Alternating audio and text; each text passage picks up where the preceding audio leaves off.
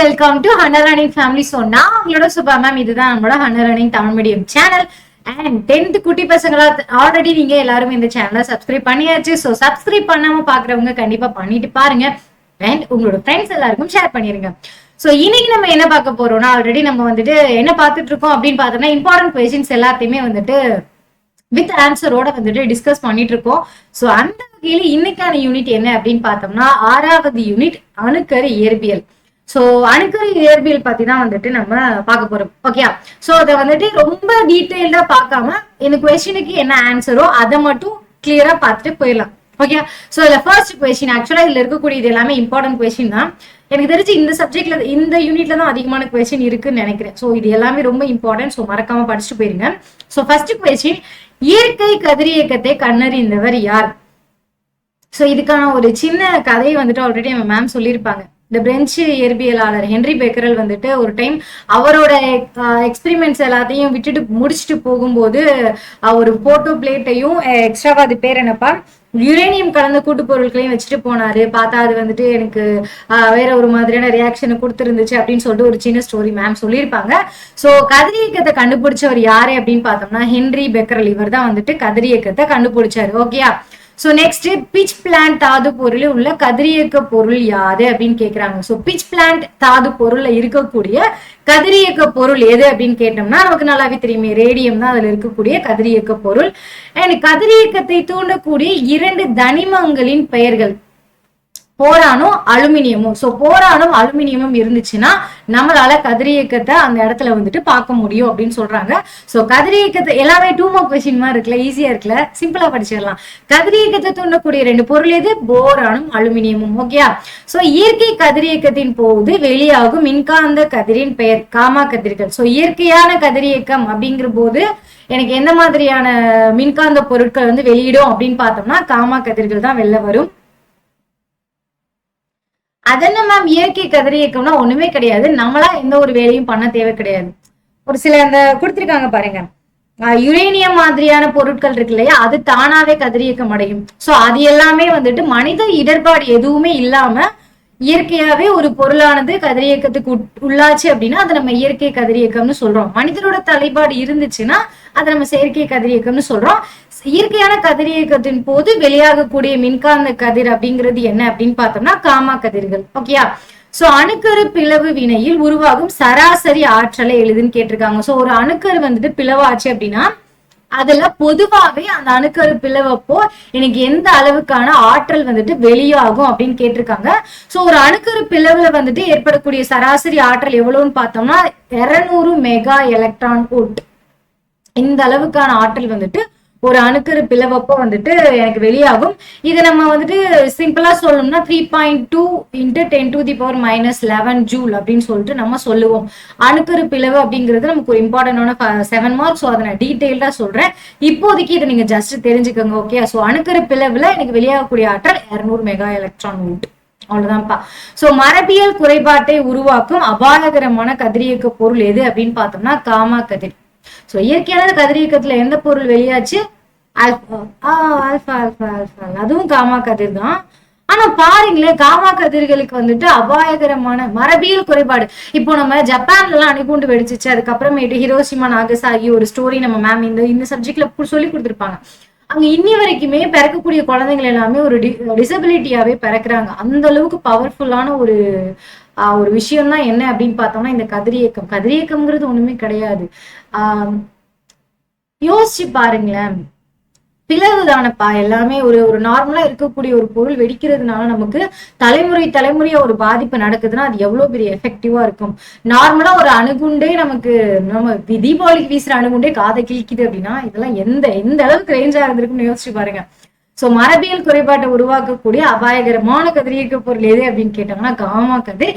இயற்கையா நமக்கு கிடைக்கக்கூடிய கதிரியக்க தனிமம் எது, அதாவது அந்த மின்காந்த அலை எதுன்னு பார்த்தோம்னாலும் அதுவும் காமா கதிர் தான். ஓகேயா? சோ காமா கதிர் வெரி டேஞ்சரஸ். சோ நெக்ஸ்ட், எங்கு எப்போது முதல் அணுக்கரு உலை கட்டப்பட்டது? இந்த அணுக்கரு உலை எல்லாம் எதுக்கு அப்படின்னு கேட்டோம்னா கூடங்குளம் அணுமின் நிலையம் அப்படிலாம் நீங்க நிறைய படிச்சிருப்பீங்க. கரண்ட் ப்ரொடியூஸ் பண்றதுக்கு வேற எதுக்குமே கிடையாது. சோ உலகில சிகாகோல தான்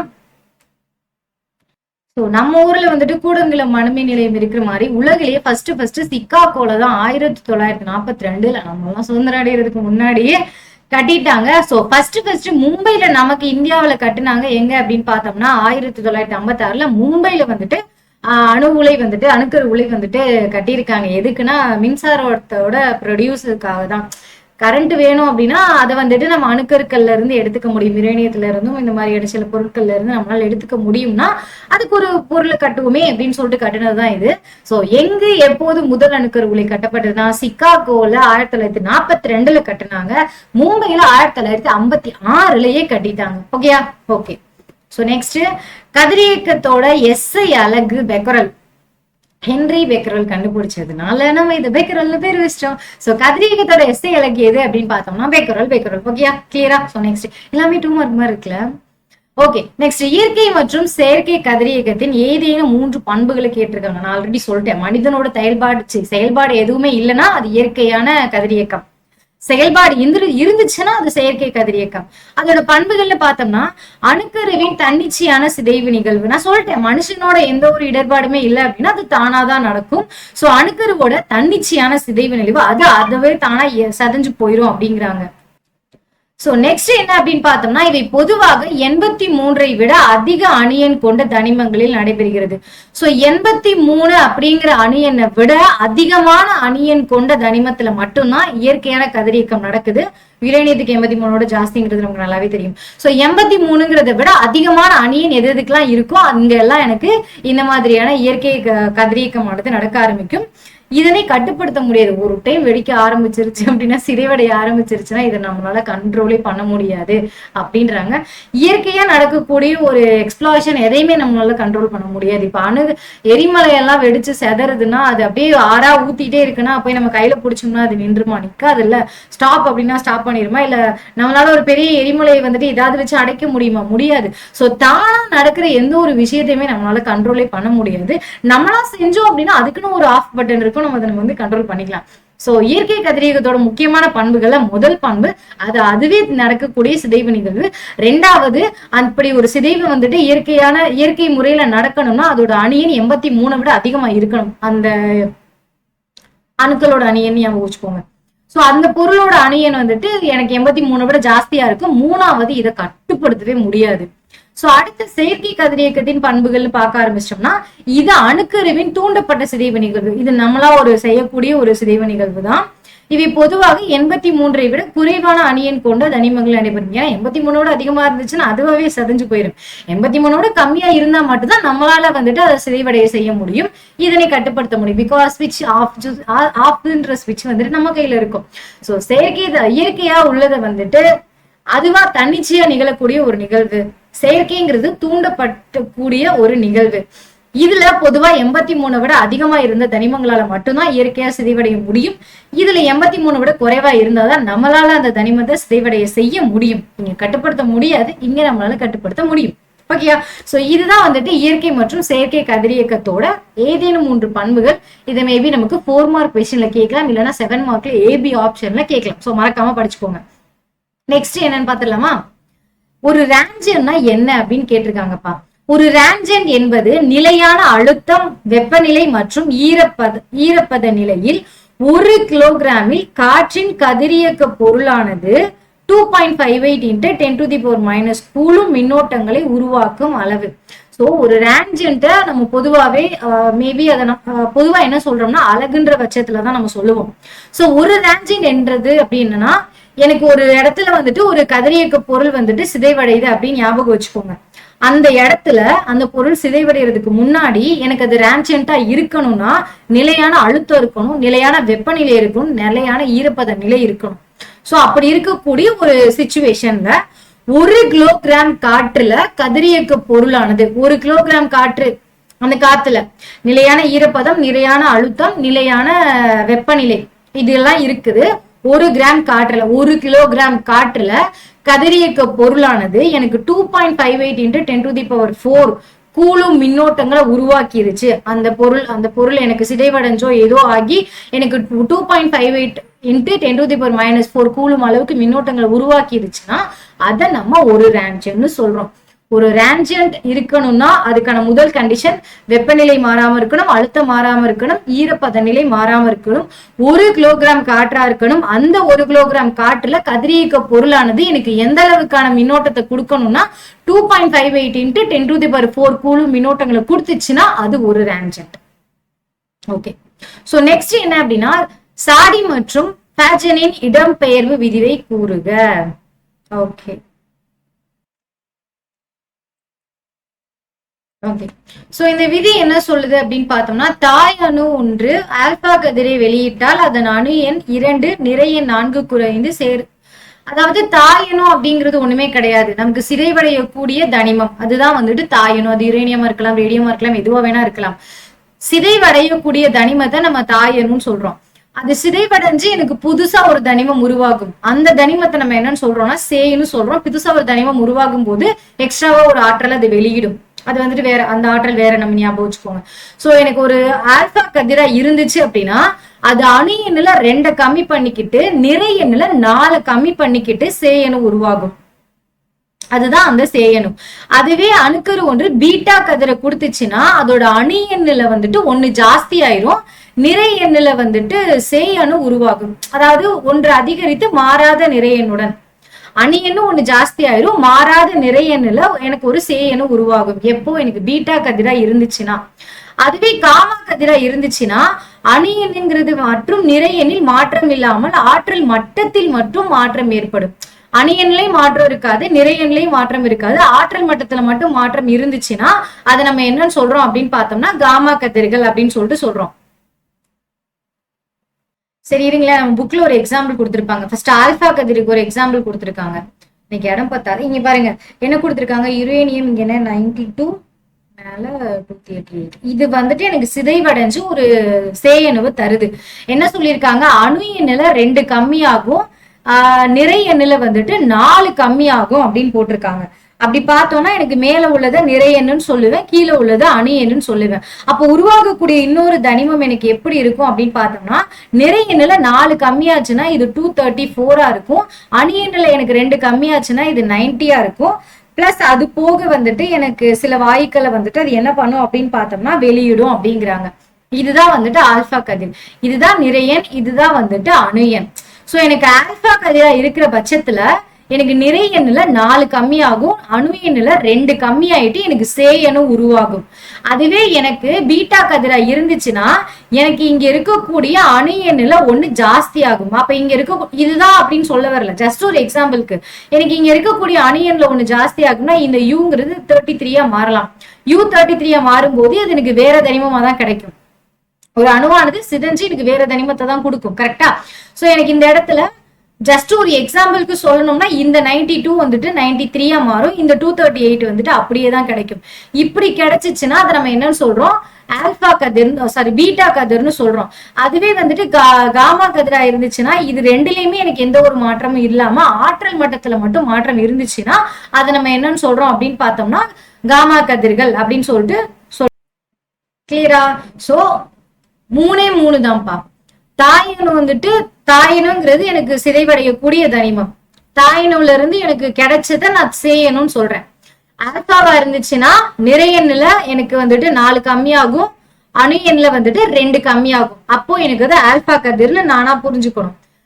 பீட்டா கதிரா இருந்துச்சுன்னா அணு எண்ணுல 1 ஆட் ஆகும், நிறை எண் அப்படியே தான் இருக்கும், எனக்கு புது தனிமம் கிடைக்கும்.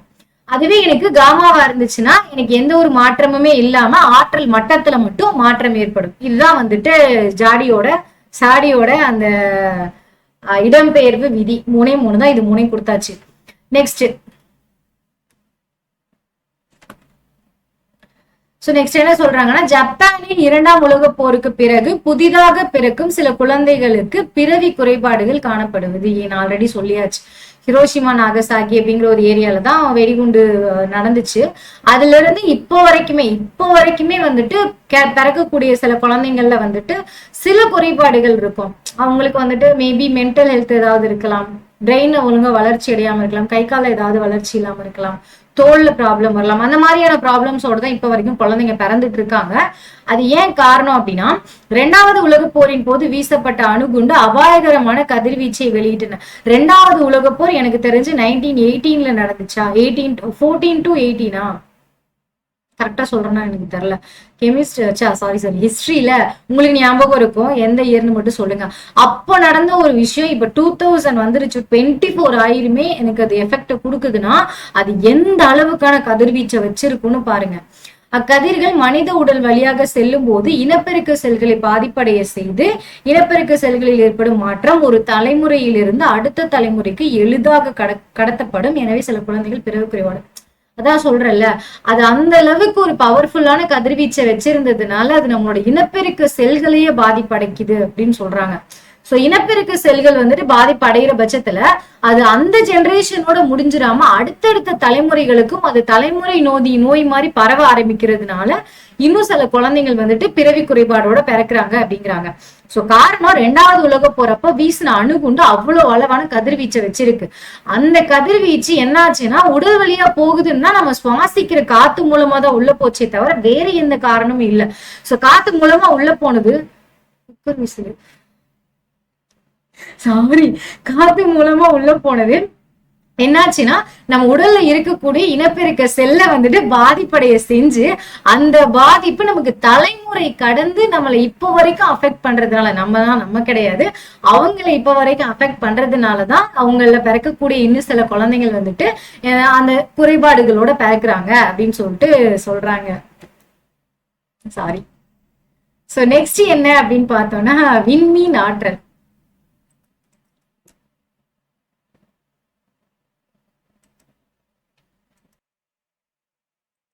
ஓகே, நெக்ஸ்ட் கொஸ்டின் விண்மீன் ஆற்றல். சோ சூரியன் மற்றும் விண்மீன்கள் உள்ள அடுக்குகளில் அணுக்கரு இணைவு நடைபெறுவதால் அதிக அளவு ஆற்றல் உருவாகிறது. இது விண்மீன் ஆற்றல் எனப்படும். நமக்கு ஒரு விஷயம் நல்லா தெரியும், அதாவது விண்மீன்கள்ல வந்துட்டு என்ன இருக்கு அப்படின்னு பார்த்தோம்னா ஹைட்ரஜனை வந்துட்டு அதிகமா வச்சிருக்கோம். சோ அந்த ஹைட்ரஜன் வந்துட்டு அந்த விண்மீன்களை வந்துட்டு வெளிப்புறத்துல எப்பவுமே லைட்டா ஹீட்டாவே வச்சிருக்கோம். சோ அந்த ஹைட்ரஜன்ங்கிறது வந்துட்டு எனக்கு சூரியனோட இணைவு செய்யறதுக்கு ஒரு போதுமான அளவு ஆற்றலை கொடுத்துரும். சோ அது மூலமா எனக்கு அந்த ஹைட்ரஜனும் விண்மீன்கள் இருக்கக்கூடிய அந்த ஹைட்ரஜனும் சூரியன்ல இருந்து வரக்கூடிய அந்த வெப்பத்தால உருவாகக்கூடியதும் இணைவு ஏற்படும் போது எனக்கு அதிக அளவான ஆற்றல் வந்துட்டு வெளிவரும். அந்த ஆற்றல் நம்ம என்னன்னு சொல்றோம், எனக்கு விண்மீனும் ஹீட்டு தான் சூரியனும் ஹீட்டு தான், அது மூலமா வெளியாகக்கூடிய அந்த ஆற்றலை நம்ம என்னன்னு சொல்றோம்னா விண்மீன் ஆற்றல்னு சொல்றோம். சோ சூரியன் மற்றும் விண்மீன்கள் உள்ள அடுக்குகளில் அணுக்கரு இணைவு நடைபெறுவதால் எது மூலம்னு பார்த்தோம்னா அது ஹைட்ரஜன் ஆற்றல் அதிகமா வச்சிருக்கு, சூரியனோட சேர்ந்து அது அணுக்கரு இணைவுல ஏற்படும் அணுக்கரு இணைவு நடக்கும் போது அதிக அளவு ஆற்றல் உருவாகுது. இதைத்தான் நம்ம என்னன்னு சொல்றோம் அப்படின்னு பார்த்தோம்னா விண்மீன் ஆற்றல்னு சொல்றோம்.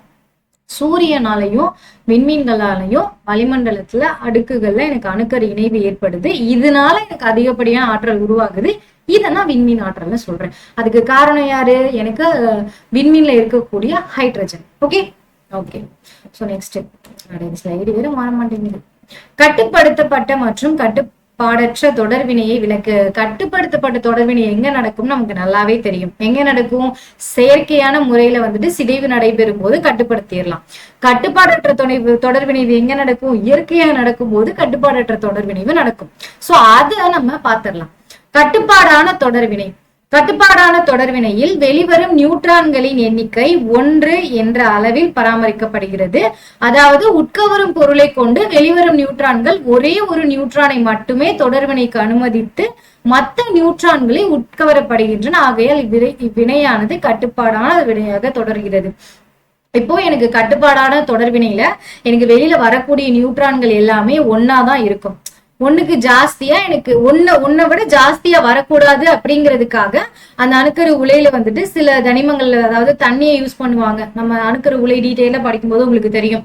சோ தண்ணி மாதிரியான சில குளிர்விக்கும் பொருட்களை யூஸ் பண்ணி அந்த நியூட்ரான்களோட எண்ணிக்கை 1 மட்டும் வெளியில வர்ற அளவுக்கு, அந்த ஒரு நியூட்ரான் மட்டும்தான் எனக்கு ஒரு டைம்ல வெளில வரும். அந்த நியூட்ரான்களை சேமிச்சு நமக்கு தேவையானதை எடுத்துக்கலாம். சோ ஒரு கட்டுப்பாடான தொடர்வினையில என்ன நடக்கும்னு பார்த்தோம்னா ஒரு நேரத்துல ஒரு நியூட்ரான் மட்டும்தான் வெளில வரும். அந்த மாதிரிதான் நமக்கு அந்த அமைப்பு வந்துட்டு இருக்கும். அதனால வந்துட்டு அது நம்ம என்னன்னு சொல்லலாம், கட்டுப்பாடான வினைன்னு சொல்லலாம். இத்தொடர்வினையின் மூலம் வெளியேற்றப்படும் ஆற்றல் ஆக்கப்பூர்வமான முறையில் பயன்படுத்தப்படுகிறது. அணுக்கரு உலையில் முழுவதும் நிலைநிறுத்தப்பட்ட கட்டுப்படுத்தப்பட்ட ஆற்றலை உருவாக்க கட்டுப்பாடான தொடர்வினையை பயன்படுகிறது. நான் சொன்னேன் இல்லையா, அணுக்கரு உலைகள்ல, அந்த அணுக்கரு உலைகள்ல வந்துட்டு எனக்கு நான் என்ன பண்ணிருக்கேன்னா, கட்டுப்பாடான தொடர்வினையா இருக்கட்டும், கட்டுப்பாடற்ற தொடர்வினையா இருக்கட்டும், மயில குத்திட்டேன், எதை யூஸ் பண்றோம், ரொம்ப டேஞ்சரஸான தனிமத்தை தான் யூஸ் பண்றோம். அந்த டேஞ்சரஸான தனிமம் கொஞ்சம் வந்துட்டு ஒரு ஒரு ஒரு துளி நம்ம வந்துட்டு அதை கொஞ்சம் மாத்தி அமைச்சாலுமே அது எக்ஸ்ப்ளோர்ட் ஆக வந்துட்டு நமக்கு நிறைய சான்சஸ் இருக்கு. சோ அதுக்காக அந்த பொருளை என்ன பண்ணுவாங்க அப்படின்னு பார்த்தோம்னா, கொஞ்சம் சாம்பர், அந்த பெரிய இருக்கக்கூடியதை வந்துட்டு கொஞ்சம் குளிர்ச்சியாவே வச்சுக்க ட்ரை பண்ணுவாங்க. ஒரு நேரத்துல எனக்கு ஒண்ணுதான் வெளில வரும் அப்படிங்கிறதுதான் கட்டுப்பாடான தொடர்வினை. ஒரு நியூட்ரான் தான் வெளில வரும், அந்த வகையில தான் அது இருக்கும். அப்படி வெளில வர்றதையுமே நம்ம ஆக்கப்பூர்வமா பயன்படுத்திப்போம். இப்ப அணுக்கரு உலையில நம்ம இந்த மாதிரியான இந்த தொடர்வினையை தான் யூஸ் பண்றோம், கட்டுப்பாடான தொடர்வினையை தான் யூஸ் பண்றோம். அது மூலமா நமக்கு என்ன கிடைக்குது, மின்சாரமானது கிடைக்க ஆரம்பிக்குது. இதுதான் வந்துட்டு கட்டுப்பாடான தொடர்வினை. கட்டுப்பாடற்ற தொடர்வினை இதுக்கு அப்படியே ஆப்போசிட்டா இருக்கும். எண்ணற்ற நியூட்ரான்கள் பெருக்கமும் அதன் காரணமாக பிளவும் அதிகமான பிளவு பொருட்களை உருவாக்குகிறது. இதன் முடிவில் ஒரு வினாடிக்கு அதிகமான ஆற்றல் வெளியேறுகிறது. இவ்வகை தொடர்வினை அணுகுண்டு வெடித்தலில் பயன்படுகிறது. சோ எனக்கு ஒரு நியூட்ரான் ஒரு இடத்துக்கு வராம நியூட்ரான்கள் அதிகமா வந்துருது அப்படிங்கிறாங்க.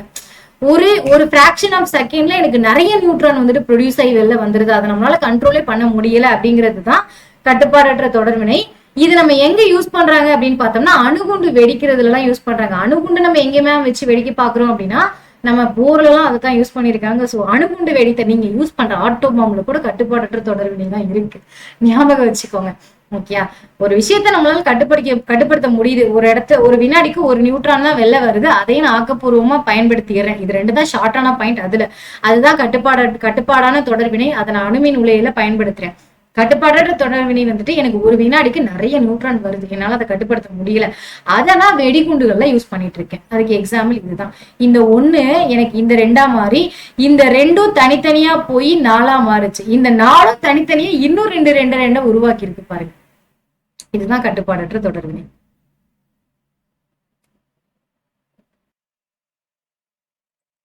ஓகே, சோ நெக்ஸ்ட் கொஸ்டின் என்ன அப்படின்னு பார்த்தோம்னா, ஆல்பா பீட்டா காமா கதிர்களின் பண்புகளை ஒப்பிடுக. இந்த 3 கதிருமே வந்துட்டு எனக்கு ஒரு தனிமம் சிதைவடையும் போது அது எந்த வகையில சிதைவடையுதுங்கிறத பொறுத்துதான் நான் வந்துட்டு கன்ஃபார்ம் பண்ண முடியும். சொன்ன இல்லையா, நிறைய எண்ல 4 கம்மியா அணு எண்ல 2 கம்மியாச்சுன்னா அது ஆல்பா. பீட்டாக்கு வந்துட்டு அணு எண்ல 1 ஜாஸ்தி ஆகும். காமா கதிர்களுக்கு எதுவுமே மாறாம ஆற்றல் மட்டம் மாறும் அப்படின்னு. இது 3ஐயும் ஒரு தனிமம் சிதைவடைஞ்சதுக்கு அப்புறம் தான் அதுல இருந்து வெளியான கதிர்கள் என்னங்கிறத நம்மளால சொல்ல முடியும். கரெக்டா? சோ அதோட தன்மைகளை பார்த்தோம்னா, தன்மை 2 புரோட்டான்கள் மற்றும் 2 நியூட்ரான்கள் கொண்ட ஹீலியம் அணுவின் உட்கரு. இது வந்துட்டு ஆல்பா கதிர்களை பொறுத்த வரைக்கும் 2 புரோட்டான் 2 நியூட்ரான் இருக்கக்கூடிய ஹீலியம் அணுவோட உட்கரு தான் அதோட தன்மையா இருக்கும். இதுல வந்துட்டு இவை அனைத்து அணுக்களிலும் காணப்படும் அனைத்து துகளான இது வந்துட்டு வெளியேறக்கூடிய ஆற்றல். இதுல இருந்து எனக்கு எக்ஸ்ட்ராவா தாயனும் சேயனூர்ல இருந்து எக்ஸ்ட்ரா ஒரு ஆற்றல் வெளியேறும் சொன்னா அது. இதுல வந்துட்டு எனக்கு எலக்ட்ரான்கள் வெளியே வரும். இங்க வந்துட்டு போட்டான்கள் எனப்படும் மின்காந்த அலைகள். ஸ்டார்டிங்ல இதுல இருந்து போகக்கூடியதுமே எனக்கு காமா கதிர்களையும் பீட்டா கதிர்கள் மாதிரிதான் நினைச்சிட்டு இருந்தாங்க. கொஞ்ச நாளைக்கு அப்புறமேட்டு தான் காமா கதிர்கள்ல இருந்து எனக்கு போட்டான்கள் வெளியில வருது அப்படிங்கிறதே கண்டுபிடிச்சாங்க. மின்சுமைன்னு பார்த்தோம்னா இவை நேர்மின் சுமை கொண்ட துகள்கள் ஆகும். ஒவ்வொரு ஆல்பா துகளின் மின்சுமை வந்துட்டு +2E. ஆல்பா துகள் வந்துட்டு நேர்மின் சுமை கொண்டதா இருக்கும், பீட்டா துகள் வந்துட்டு எதிர்மின் சுமை கொண்டதா இருக்கும். எனக்கு காமா கதிர்கள் வந்துட்டு நடுநிலை தன்மை கொண்டதா இருக்கும். அயனியாக்கும் திறன் பார்த்தோம்னா, ஆல்பா துகளோட அயனியாக்கும் திறன் வந்துட்டு பீட்டா துகளை காட்டிலும் 100 மடங்கு, காமா துகள்களை விட 1000 மடங்கு அதிகம். சோ இது 2 காட்டிலுமே எனக்கு ஆல்பா துகள்களுக்கு அயனியாக்கும் தன்மை அதிகம். பீட்டாவோட 100 மடங்கு ஜாஸ்தி, காமாவோட 1000 மடங்கு ஜாஸ்தியா இருக்கும். இதுக்கு அயனியாக்கும் திறன் வந்துட்டு குறைவா இருக்கும். இது வந்துட்டு மிக குறைந்த அயனியாக்கும் திறன். இது 2ஐயும் கம்பேர் பண்ணும்போது இதுக்கு ரொம்பவே கம்மி. ஆல்பா கதிர்களுக்கு இது 2ஐயும் கம்பேர் பண்ணும்போது ரொம்ப ஜாஸ்தி, மடங்கு கணக்குல ஜாஸ்தி. பீட்டா கதிர்களுக்கு கம்மி, பட் ஆல்பா கதிர்களுக்கு ரொம்ப கம்மியா இருக்கும் அப்படிங்கிறாங்க. ஊடுருவும் திறன்னு பார்த்தோம்னா, ஊடுருவும் திறன்னா ஒரு போட்டோ இருக்கு அப்படின்னா அது வழியா ஊடுருவி போகக்கூடிய தன்மை. இந்த வழியா போச்சுன்னா அடுத்த வழியா வரணும், அதுதானே ஊடுருவும் தன்மை. சோ அது பார்த்தோம்னா இது மிகவும் குறைந்த ஊடுருவும் தன்மை கொண்டது. தடிமனான தாளை கொண்டு இவற்றை தடுத்து விட முடியும். இதுக்கு ஊடுருவும் தன்மைங்கிறது ரொம்ப கம்மி. ஒரு தடிமனான பேப்பரை வச்சு கூட நம்மளால ஆல்பா கதிர்களை தடுக்க முடியும் அப்படிங்கிறாங்க. ஆல்பா கதிர்களை விட ஊடுருவும் திறன் கொண்டவை. இவை ஊடுருவி மெல்லிய தகட்டின் வழியே ஊடுருவி போகுமா. ஆல்பா துகளை வந்துட்டு சுத்தமா ஊடுருவும் தன்மை ரொம்ப கம்மி. இதை நம்ம ஒரு ஷீட் வச்சு தடுத்துடலாம். இங்க ஆல்பா கதிர்களை விட வந்துட்டு இது அதிகமான ஊடுருவும் திறன் கொண்டது. மெல்லிய தகடின் வழியா வந்துட்டு இது ஊடுருவி போயிரும் அப்படிங்கிறாங்க. பீட்டா கதிர்களை விட மிக அதிக ஊடுருவும் திறன் கொண்டவை உலோகங்களின் வழியே ஊடுருவி சொல்லும். இது பீட்டா கதிரை விட அதிகமா ஊடுருவும் தன்மை கொண்டதான். தடிமனான உலோகங்களையுமே இது எப்படி போகும் அப்படின்னு பார்த்தோம்னா ஊடுருவி போயிடும் அப்படிங்கிறாங்க. மின் மற்றும் காந்த புலங்களால் ஏற்படும் விளைவு வந்துட்டு மின் மற்றும் காந்த புலங்களால இது விளக்கம் அடையும். இது என்ன பண்ணும் அப்படின்னு பார்த்தோம்னா மின் மற்றும் காந்த புலங்களால் விளக்கம் அடையும். ஆனால் ஆல்பா துகள் விளக்கம் அடையும் திசைக்கு எதிரான திசையில. மின் மற்றும் காந்த புலத்தால எனக்கு ஆல்பா துகள் விளக்கம் அடையும். ஆனா எனக்கு பீட்டா துகள் எனக்கு ஆல்பா துகள் எந்த திசையில விளக்கம் அடையுதோ அதுக்கு எதிர் திசையில பீட்டா துகள் விளக்கம் அடையும். எனக்கு காமா துகள் அப்படி இல்லப்பா, மின் மின் மின்புலமா இருந்தாலும் சரி காந்த புலமா இருந்தாலும் சரி காமா துகள் விளக்கம் அடையாது அப்படிங்கிறாங்க. இதோட திசை வேகம்னு பார்த்தோம்னா ஒளியோட திசை வேகத்துல 1/10 இருந்து 1/20 மடங்கு வரை திசை வேகத்துல போகும். ஒளியோட திசை வேகம் கம்பேர் பண்ணும்போது அது ஒரு வினாடிக்கு 3 லட்சம் கிலோமீட்டர் போகும் நமக்கு தெரியும். அதுல 1/10 அல்லது 1/20 மடங்கு அளவுக்கு எனக்கு இந்த காமா கதிர்கள் வந்துட்டு போகும் அப்படிங்கிறாங்க. இது வந்துட்டு ஒளியோட திசை வேகத்துல 10/9 மடங்கு வரை போகுமா. இது வந்துட்டு ஒளியோட திசை வேகத்திலே போகுமா. அப்ப எவ்வளவு டேஞ்சரஸ் பாருங்க காமா கதிர்கள், சாரி பீட்டா கதிர்கள், காமா கதிர்கள் தான். ஓகேயா. சோ இது ஜஸ்ட் நமக்கு இதெல்லாமே புரிஞ்சுக்கிற தன்மையில தான்ப்பா இருக்கு. இதெல்லாம் ரொம்ப டஃப் எல்லாம் கிடையாது. ஸோ ஃபைனல் கொஸ்டின் என்ன அப்படின்னு பார்த்தோம்னா அணுக்கரு உலை தான். ஸோ அணுக்கரு உலை என்றால் என்ன, அதன் இன்றியமையாத பாகங்கள் செயல்பாடுகளை விவரின்னு கேட்டிருக்காங்க. அணுக்கரு உலை என்பது முழுவதும் தற்சார்புடைய கட்டுப்படுத்தப்பட்ட அணுக்கரு பிளவு நடைபெறும் மின் உற்பத்தி செய்யும் இடம். கட்டுப்பாடான வினைதான் இங்க நடக்குது. ஒரு வினாடிக்கு எனக்கு 1 நியூட்ரான் தான் வெளில போகுது. நம்ம மனுஷங்களா நம்ம உருவாக்குன ஒரு விஷயம் தான். எதுக்குன்னா மின்சாரத்தை வந்துட்டு உருவாக்குறதுக்காக. எக்ஸாம்பிளுக்கு அணுமின் நிலையங்கள், கூடங்குளம் அணுமின் நிலையங்கள், மறந்து போச்சு அது என்னன்னு கீழே கமெண்ட்ல சொல்லிருங்க. அந்த அணுமின் நிலையம் இதெல்லாத்தையும் ஞாபகம் வச்சுக்கோங்க. அதுல இருக்கக்கூடிய பார்ட்ஸ் எல்லாம் என்னென்னு பார்த்தோம்னா ஃபர்ஸ்ட் தனிப்பான். இந்த தனிப்பான் சொல்லியாச்சு. இது எதுக்கு பயன்படுது அப்படின்னு பார்த்தோம்னா அந்த நியூட்ரான் வந்துட்டு ஒரு நேரத்துல ஒரு நியூட்ரான் தான் போகணும்னு நான் சொல்லியிருக்கேன். ஒருவேளை அது ரொம்ப ஹீட் ஆகி அதிகமான நியூட்ரான் போக ஆரம்பிச்சிருச்சுன்னா வெடிக்க ஆரம்பிச்சிடும். அது அப்புறம் தொடர்வினையா கட்டுப்பாடற்ற தொடர்வினையா மாறிடும். சோ அதுக்காக ஒரு நியூட்ரானை மட்டும் போக வைக்கிறதுக்காக கன நீர் வச்சு கிராபைட் அல்லது கன நீரை வச்சு உருவாக்குனதுதான் இந்த தனிப்பான். எதுக்குன்னா எனக்கு ஒரு நேரத்துல ஒரு நியூட்ரான் போகணும், அதிகம் அது சூடாக கூடாது. சூடாச்சா நிறைய போயிடும். சோ உயர் ஆற்றல் கொண்ட நியூட்ரான்களை குறைந்த ஆற்றல் கொண்ட நியூட்ரான்களாக குறைப்பதற்கு, அதிகமான நியூட்ரான் போகக்கூடாது அப்படின்றதுக்காக தனிப்பானை நம்ம பயன்படுத்துறோம். இது நம்ம கிராபைட் அல்லது கண்ணீர் வச்சு பொதுவா வந்துட்டு தனிப்பான்கள்லாம் நம்ம பயன்படுத்திட்டு இருக்கோம். கட்டுப்படுத்தும் கழி, இது எதுனா தொடர்வினையை நிலைநிறுத்தி நியூட்ரான்களின் எண்ணிக்கையை கட்டுப்படுத்துவதற்கு பயன்படுத்துவது கட்டுப்படுத்தும் களியாகும். போரான் மற்றும் காட்மியம் களிகளே பெரும்பாலும் கட்டுப்படுத்தும் களிகளாக பயன்படுகிறது. அந்த நியூட்ரான்களோட எண்ணிக்கையை குறைக்கிறதுக்கு. நியூட்ரான்கள் வந்துட்டு ரொம்ப ஹீட் ஆகாம இருக்கணும். இப்போ எனக்கு ஒரு இடத்துல வந்துட்டு எனக்கு உடஞ்சிருச்சு அப்படின்னா அது உடஞ்ச ஸ்டார்டிங்ல எனக்கு ரொம்ப ஹை ப்ரெஷர்ல இருக்கும். அதை கம்மி பண்றதுக்கு நம்ம கனநீர் இல்லைன்னா கிராஃபைட் போட்டு தனிப்பான யூஸ் பண்ணிட்டு கட்டுப்படுத்தும் களி எதுக்குன்னா எனக்கு ஒரு நேரத்துல அதிகப்படியான நியூட்ரான்கள் வெளியாகாம ஒரு நியூட்ரான் மட்டும் வெளியாகணுங்கிறதுக்காக கட்டுப்படுத்தும் களி யூஸ் பண்றோம். இதை நம்ம எதை வச்சு உருவாக்குவோம்னா காட்மியத்தை வச்சு உருவாக்கிட்டு இருக்கோம். போரான் அல்லது காட்மியம் வச்சு உருவாக்குறோம். சோ குளிர்விப்பான் எதுக்கு அப்படின்னா நெக்ஸ்ட் பார்த்தோம்னா குளிர்விப்பான் மேலேயே தெரியுது. சோ குளிர்விப்பான் நம்ம எதுக்கு பயன்படுத்துறோம் அப்படின்னு பார்த்தோம்னா அணுக்கரு உலையில் உருவாகும் வெப்பத்தை நீக்குவதற்காக குளிர்விப்பான் பயன்படுகிறது. இதில் உருவாகும் நீராவியை கொண்டு விசையாழி இயக்கி மின் உற்பத்தி செய்ய பயன்படுகிறது. நீர், காற்று மற்றும் ஹீலியம். அதாவது அணுக்கரு உலையில வந்துட்டு ஒரு அணுகுண்டு வெடிப்புக்கு ரேஞ்சான ஒரு விஷயம் தான் நடந்துட்டு இருக்கு. ஆனா 83ஓட கம்மியா இருக்கிறதுனால அந்த இடத்துல அதை வந்துட்டு நம்மளா செய்யறோம். கொஞ்சம் சின்ன எக்ஸ்ப்ளோஷன் ஞாபகம் வச்சுக்கோங்க. அப்ப அந்த இடத்துல எனக்கு கண்டிப்பா நிறைய ஹீட் ப்ரொடியூஸ் ஆகும். அந்த ஹீட்டை வந்துட்டு ரொம்ப வச்சுக்க கூடாது, கொஞ்சம் கம்மி பண்ணணும் அப்படிங்கிறதுக்காக நம்ம குளிர்விப்பானை யூஸ் பண்ணிட்டு இருக்கோம். அடுத்து தடுப்பு சுவர். அபாயகரமான கதிர்வீச்சு சுற்றுப்புற சூழலில் பரவாமல் தடுத்து பாதுகாப்பதற்காக தடினமான காரியத்தாலான சுவர் அணுக்கரு உலையை பயன்படுத்துறாங்க. ஸோ தடுப்பு சுவர் அவ்வளோ பெரிய விஷயம் பண்ணிட்டு இருக்கோம் அப்படின்னா அது வெடிச்சிச்சு, சப்போஸ் வெடிச்சிச்சுன்னா அது வெளியில போயிரும் இல்லையா? ஸோ அதுக்காக நமக்கு தடுப்பு சுவர் என்ன பண்ணிட்டு இருக்காங்க அப்படின்னு பார்த்தோம்னா யூஸ் பண்ணிட்டு இருக்கோம். இதுதான் அந்த தனிப்பான். இந்த தனிப்பான் நம்ம எதுக்கு யூஸ் பண்ணோம்? அதாவது எனக்கு நியூட்ரான்கள் வந்துட்டு அது வெடிச்சோன்னு அது ரொம்ப ஹை ரேஞ்சில் இருக்கும். அந்த உயர்வான அந்த ஆற்றல் மட்டத்துல இருக்கக்கூடிய அந்த நியூட்ரானை கொஞ்சம் குறைவான ஆற்றல் மட்டத்துக்கு கொண்டு வர்றதுக்கு நம்ம தனிப்பான் யூஸ் பண்றோம். வேற என்ன பார்த்தோம்? கட்டுப்படுத்தும் கழி.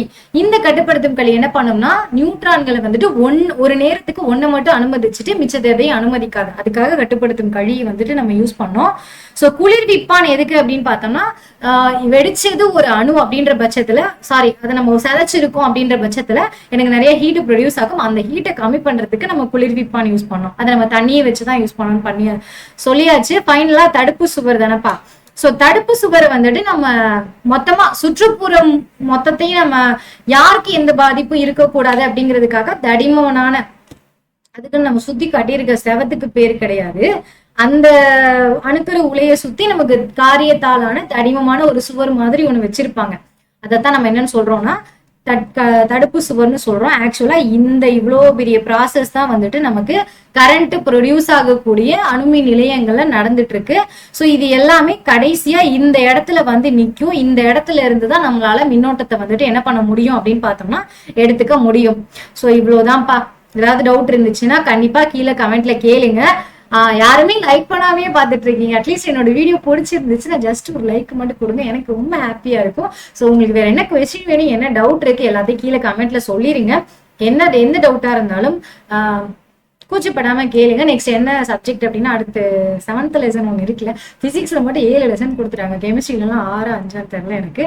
ஸோ மேரேஜ் பக்கம் நான் போக விரும்பல. ஸோ என்ன கொஸ்டினா இருந்தாலும் கீழே கமெண்ட்ல கேட்டுருங்க. ஸோ நான் அந்த கொஸ்டினுக்கு ஆன்சர் பண்ணிடுறேன். இல்ல மேம் எங்க மிஸ் இந்த கொஸ்டின் ரொம்ப இம்பார்ட்டன்ட் சொன்னாங்க, நீங்க சொல்லிக் கொடுக்கல அப்படின்னு கேட்டா அந்த கொஸ்டின் என்னங்கிறது கீழே மென்ஷன் பண்ணிடுங்க. ஸோ அதையும் நான் உங்களுக்கு சொல்லி கொடுத்துறேன். ஸோ நம்ம நெக்ஸ்ட் சாப்டர்ல பார்க்கலாம்.